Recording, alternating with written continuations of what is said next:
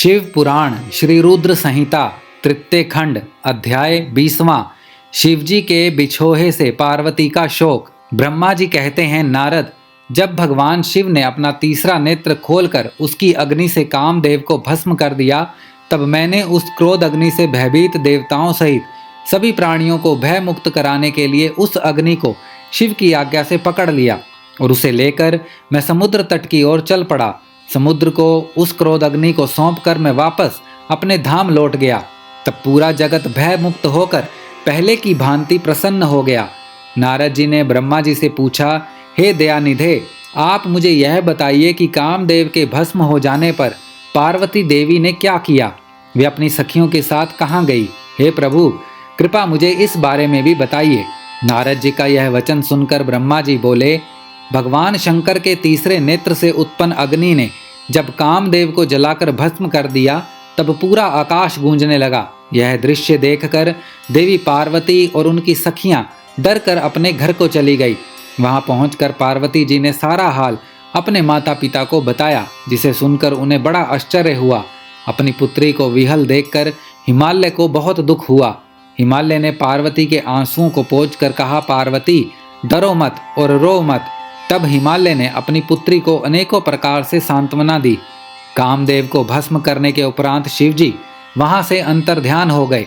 तब शिवजी को वहां ना पाकर पार्वती अत्यंत व्याकुल हो गई। उनकी नींद और चैन जाते रहे। वे दुखी और बेचैन रहने लगी। उन्हें कहीं भी सुख शांति का अनुभव नहीं होता था। तब उन्हें अपने रूप के प्रति भी शंका होती थी। पार्वती सोचती कि क्या मैंने अपनी सखियों द्वारा समझाने पर भी कभी ध्यान नहीं दिया। देवी पार्वती सोते जागते, खाते पीते, नहाते धोते, चलते फिरते और अपनी सखियों के साथ होते हुए भी सिर्फ महादेव जी का ही ध्यान और चिंतन करती थी। इस प्रकार उनका मन शिवजी के बिछोह की वेदना सहन नहीं कर पा रहा था। वे शारीरिक रूप से अपने पिता के घर और हृदय से भगवान शंकर के पास रहती थी। शोक में डूबी पार्वती बार बार मूर्छित हो जाती थी। इससे गिरिराज हिमालय और उनकी पत्नी मैना बहुत दुखी रहते थे। वे पार्वती को समझाने की बहुत कोशिश करते, परंतु पार्वती का ध्यान शिवजी की ओर से जरा भी नहीं हटता था। हे देव ऋषि नारद, एक दिन देवराज इंद्र की इच्छा से आप घूमते हुए हिमालय पर्वत पर गए। तब शैलराज हिमालय ने आपका बहुत आदर सत्कार किया और आपका कुशल मंगल पूछा। आपको उत्तम आसन पर बिठाकर हिमालय ने सारा वृतांत सुनाया। हिमालय ने बताया कि किस प्रकार पार्वती जी ने महादेव जी की सेवा आरंभ की। इसके बाद अपनी पुत्री के शिव पूजन से लेकर कामदेव के भस्म होने तक की सारी कथा आपको सुनाई। यह सब सुनकर आपने गिरिराज हिमालय से कहा कि आप भगवान शिव का भजन करें। तत्पश्चात हिमालय से विदा लेकर आप एकांत में गुमसुम बैठी देवी पार्वती के पास गए। तब उनका हित करने की इच्छा से आपने उन्हें इस प्रकार सत्य वचन कहे। आपने कहा, हे पार्वती, तुम मेरी बातें ध्यान पूर्वक सुनो। तुम्हारी यह दशा देखकर ही मैं तुमसे यह बात कह रहा हूँ। तुमने हिमालय पर्वत पर पधारे महादेव जी की सेवा की, परंतु तुम्हारे मन में कहीं ना कहीं अहंकार का वास हो गया था। शिव भक्त वत्सल हैं। वे अपने भक्तों पर सदैव अपनी कृपा दृष्टि बनाए रखते हैं। वे विरक्त और महायोगी हैं। तुम्हारे अंदर उत्पन्न हुए अभिमान को तोड़ने के लिए ही सदा शिव ने ऐसा किया है।